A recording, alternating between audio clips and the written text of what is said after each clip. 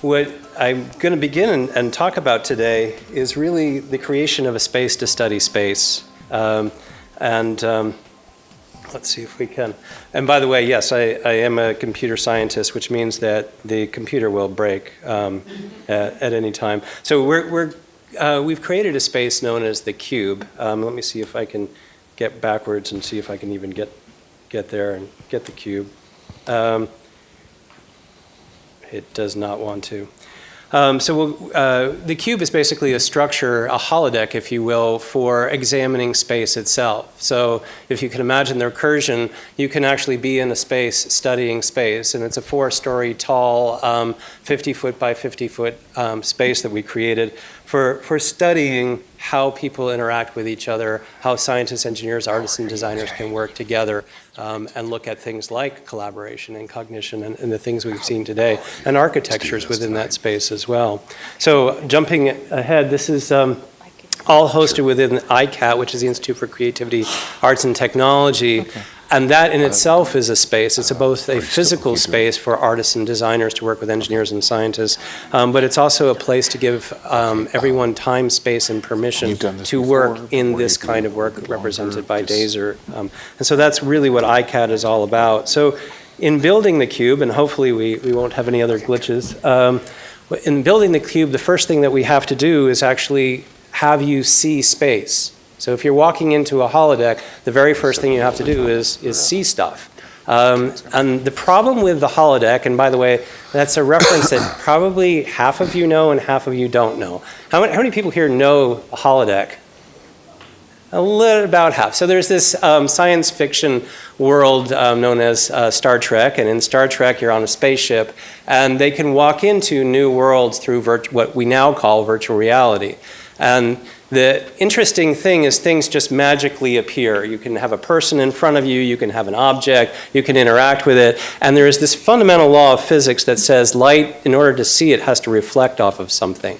And so the fact that they magically create an object right here is actually not possible. It's really unfortunate because almost everything else they do in there is possible, but that thing is physics says no. So we have to wear these glasses to walk around, and it's, again, very common now for you to see head-mounted displays. But to walk through such a massive structure, we also have to track where you are within the space. You're not sitting at a PC using a head-mounted display or within the limited area of a HoloLens. You're actually walking through a massive structure. So you have to wear these really horrible things called reflective dots so we can know where you are in the space. And we can track you with an infrared camera, and we can know exactly what you're doing within space and all the other people that you're with in that space as well. But that's not good enough. We also have to surround you with 148 speakers so you can have the aural experience of a space.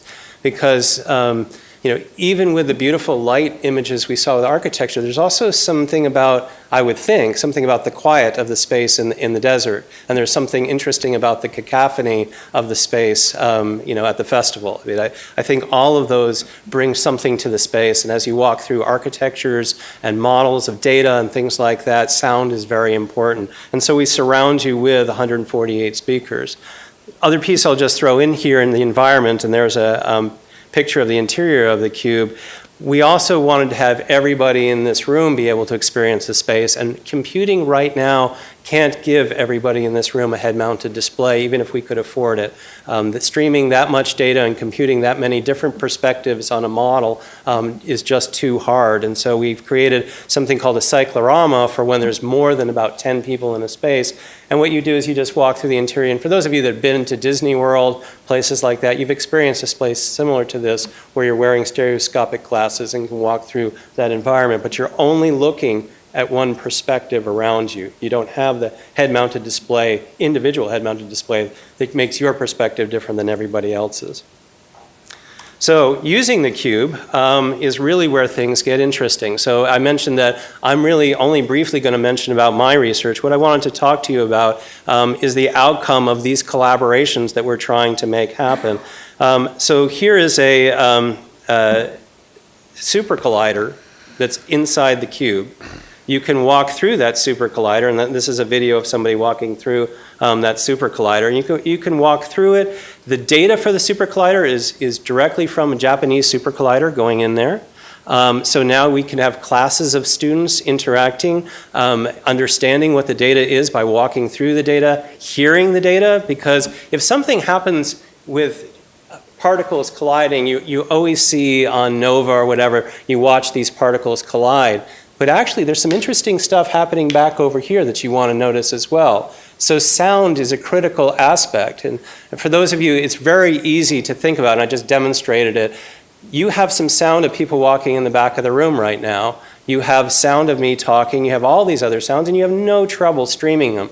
Looking at more than one place at the same time, you can't do. So the beauty of surrounding this model with the aural sounds of particles colliding is what allows for exploration as well. But I also ask everybody in the room, how was this created? Well, a physicist had an idea. Somebody in education actually said, well, we need to learn this way. And somebody in the visual arts said, okay, yeah, but what are the visual assets? And then somebody in the sonic arts has to say, oh, and how do we actually create sound for it? So all of those are absolutely necessary to create this collaborative space. Same thing with, this is real data taken from the 2013 Moore, Oklahoma tornado. And that's actually a storm supercell with a tornado in the background. The sound design for this was done by taking recordings that happened during the tornado and spatializing them within the cube. And this is, actually there was Jim Cantori from the Weather Channel walked through the cube and did a live, I'm live from the cube looking at the weather. But this environment, again, the cube allows then people to interact and explore this, to hear what it sounds like, to create art installations based on this, as well as to study the data itself. Here's a collaboration that was a football stadium. So again, we're looking now at architecture. You can imagine standing in the cube. Those are the people evacuating a building. They're not modeled very well. They look like little cubes. But you can actually stand amongst them and they will go around you. Each one of them is a behavioral model with 30,000 behavioral models running simultaneously. But everything about the structure had to be rendered, drawn, and this is a 2-year-old version of the model. The model has been increased in both its accuracy of modeling the evacuation, but also its fidelity in modeling the visual and aural human experience.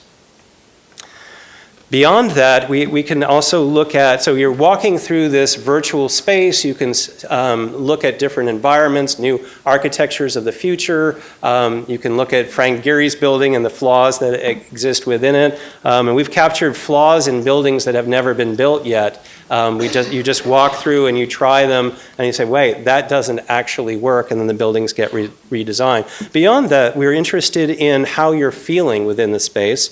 So what we can do is we can in real time record things like your electrophysiology, and we can record your facial flushing, your physical face smiling, all of those different features. This is an example, this is the one example of my own research.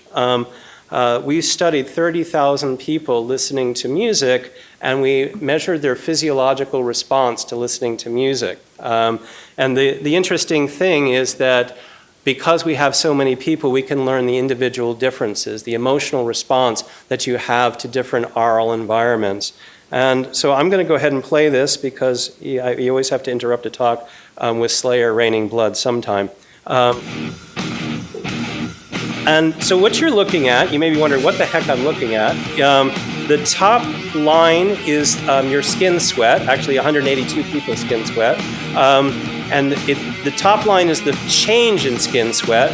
The second group of line down from that, the second graph down from that is the steady state skin sweat, so not the change, but the overall average of that. And the bottom graph, before we get to the audio file, the bottom graph is heart rate. And then obviously the bottom waveforms are the actual waveform. How many Slayer Raining Blood people are there in here? Thank you. Do you have any idea what's going to happen when the heart rate of 334 people begins to dip by several beats in a fraction of a second? There's a cut and thunderclap. Yes, so.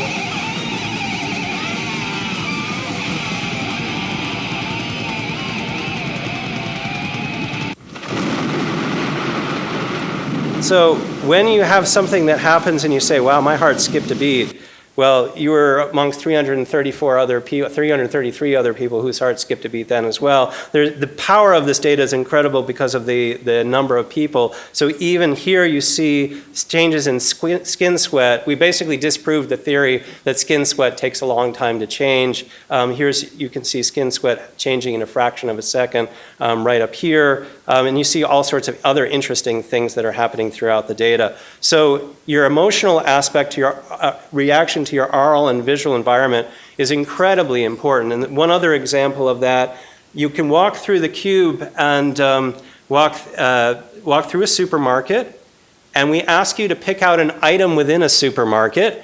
And so item number 5, okay, great. And there's a giant arrow above item number 5, and isn't that terrific? And you find it really quickly.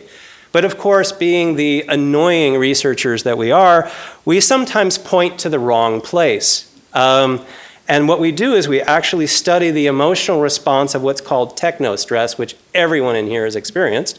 When the computer doesn't do the thing that you wanted it to do. Well, in this brave new world of autonomous systems and human assist and homes that change, adapt with you as you age, they do wrong things.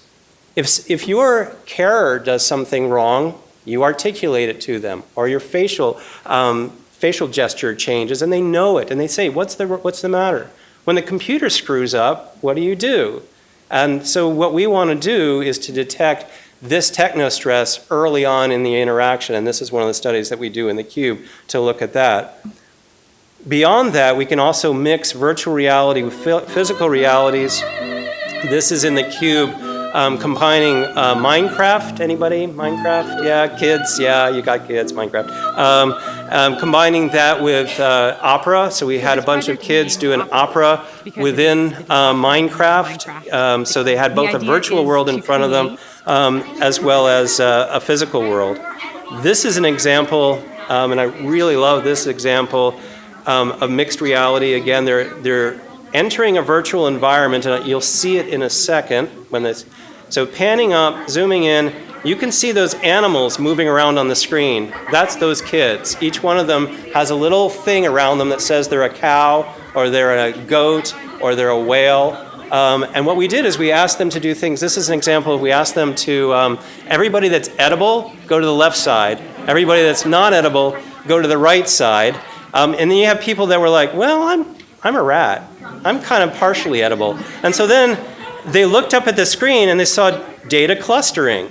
And so they learn about big data, and they see the features of the data, like toothiness and fuzziness and all the features of the data here. And they learn about 30-dimensional space getting mapped into 2-dimensional space, but we don't word it that way. But they learn all about that. Here's their virtual world, that they're also present in the physical world. So we talked about embodiment. This is really an embodied way of interacting with the virtual environment. This is there's a Pink Panther thing, a cartoon that was on about 30 years ago now, where he had a vacuum cleaner and he started sucking things up, and it actually sucked the whole screen in, and then he got sucked inside, and it was really mind-bending. This is actually the building that the cube is in virtual, because we're actually watching people move through the building. We have cameras throughout the building that use machine vision to track them. So they're present in the building, but you can be present in the cube in the virtual space. So it's the building within the building within the building, and it's very mind-melding. So that's really just some of the things that I wanted to show you. I've got a list of over 70 projects that are occurring in this space to really look at how you can use space to study space, to take a blank cube and then use it to look at everything how people interact, how people emote, how their emotions, and how they interact with the world, both sonically and visually. Just as a final pitch, since we're in Washington, D.C., and probably a few of you live here, we're hosting on October 13th through 15th the Accelerate Festival on Creativity and Innovation in the Museum of American History, where we have a lot of projects, 48 projects, going to be looking at different aspects of DASER, of art meeting science, et cetera, including some performances. So with that, thank you.